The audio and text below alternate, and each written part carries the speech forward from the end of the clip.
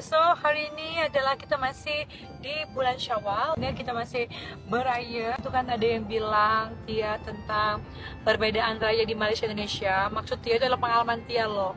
Tia nggak ada maksud mau membeda-bedakan yang lain, tapi itu pengalaman Tia. Which is keluarga Tia dan keluarga Ashraf. Kalau keluarga Tia ini dia jenis yang raya itu macam tak panjang. 3 hari itu udah bagi kita udah cukup. Tapi kalau di Malaysia nih, dikatakan mungkin Ashraf ramai kawan semua.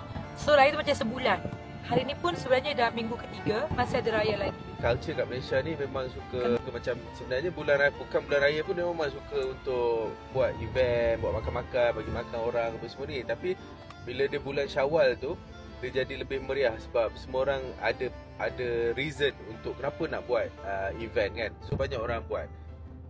So itulah sebenarnya sebab kenapa Malaysia ni dia bukanlah beraya je panjang tu. Dia beraya sebenarnya sehari je, tapi yang panjang tu adalah silaturahim antara manusia dekat Malaysia ni. And kita pun kat Malaysia kan ada banyak bangsa, ada Melayu, Cina, India, Iban, Kadazan, macam-macam jenis bangsa kan. So inilah masa untuk semua bangsa untuk bersatu dan juga untuk berjumpa each other, dapatkan upah tu. Sekarang Tahu?